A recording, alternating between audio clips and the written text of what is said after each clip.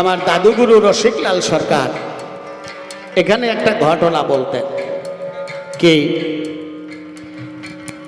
বাবা প্রত্যেক দিন হাটে যায়, তাই ছেলে বায়না ধরেছে, বাবা তুমি তো প্রত্যহ হাটে যাও, আজ আমাকে সঙ্গে করে নিয়ে যাবা। বাবা বলেছে ছেলের ঠাই, তুই আমার ছেলে, আপত্তি কি সঙ্গে গেলে চল, আজ আমি তোকে সঙ্গে করে নিয়েই যাই। ছেলে বাবার হাত ধরে হাটে গেছে, আর প্রচণ্ড জনতার ভিড়ে বাবার হাত ফসকে ছেলেটা হারিয়ে গেছে।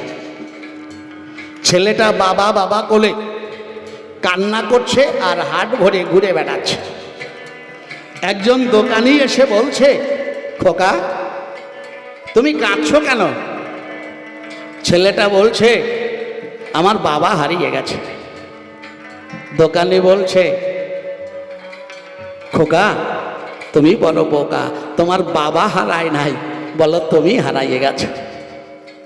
তোমার বাবার এই হাট চেনা আছে, তোমার বাবা হারায় নাই, বলো তুমি হারাইয়ে গেছো।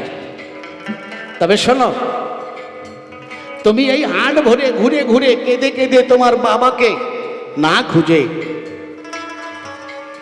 এই দোকানের সামনে দাঁড়িয়ে বাবা বাবা বলে ডাকো।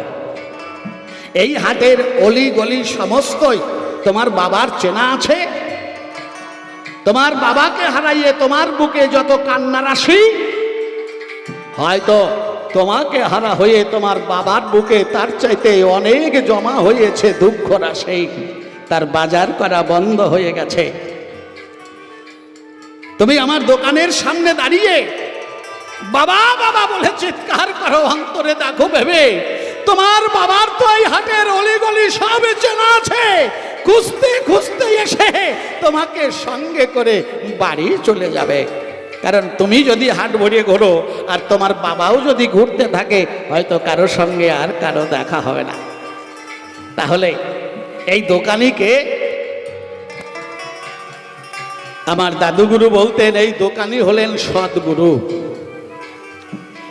আমরাও এই হাটে এসেছি, বাবার হাত ধরে এসে আজ আমরা মায়ার চাপে পড়ে বাবা হারা হয়ে গেছি। ওমা, জীব নিত্য কৃষ্ণ দাস ইহা বলে গেল, অতএব মায়া পিশাসী গলেতে বান্ধল। আমরা মায়ার চাপে পড়ে আপন আপন খেলায় মাতোয়ারা হয়ে সেই বাবাকেই ভুলে গেছি। তাই সদ্গুরু স্বরূপ একজন দোকানির কথা শুনে যারা এক জায়গায় দাঁড়িয়ে কায় মনে চিত্তে বিশ্বপিতাকে স্মরণ করতে পারে, বিশ্বপিতা করুণা করে হাত ধরে আবার তাকে দেশের মানুষ দেশে ফিরাইয়ে নিয়ে যায়। এটা সবার জন্য হয় না। পূর্ব জন্মে থাকে যদি কারো সাধু সংস্কার, দেখিতে শুনিতে হয় তার বৈষ্ণবের আচার। কোটি জন্মে যদি কারো থাকে ভাগ্য, তবে সেই মানুষ কেবল বিষয় পেলে দিতে পারে বৈরাগ্য।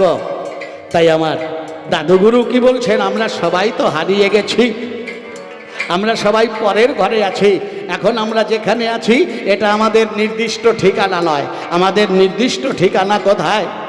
শাস্ত্রে বলছে, ছিন্নন্ত বিশ্বে অমৃতস্য পুত্রা আয়ধা মানে দিব্যানিতস্থ।